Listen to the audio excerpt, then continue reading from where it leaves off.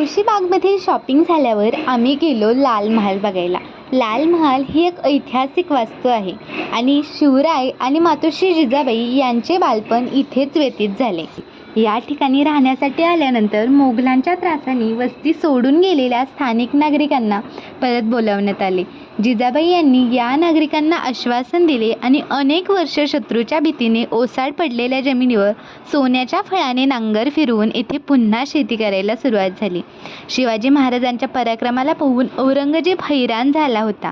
त्यासाठी त्याने आपला मामा शाहिस्तेखान याला छत्रपती शिवाजी महाराजांवर चालून जाण्यास सांगितले. शाहिस्तेखानाला दिल्लीवरून 1,00,000ची फौज घेऊन महाराष्ट्रात येऊ लागला. त्यावेळेस महाराज पन्हाळ्याच्या वेढ्यात अडकले होते.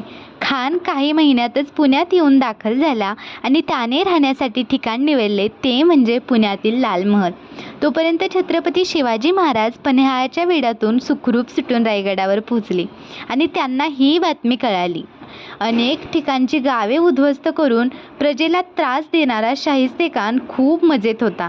3 वर्ष शाहिस्तेखानाने पुणे व आसपासच्या गावांना त्रास द्यायला चालू केला. त्याने ओळखले होते की छत्रपती शिवाजी महाराजांचे प्राण हे त्यांच्या प्रजेत असून ते प्रजेला त्रास दिल्याशिवाय सापडायचे नाहीत. दरम्यान महाराजांनी शाहिस्तेखानास धडा शिकवण्यासाठी अवघ्या 400 विश्वासू मावळ्यांना घेऊन लाल महालावर अतिशय शिताफीने शिरले आणि शाहिस्तेखानाची अगदी धांदल उडाली.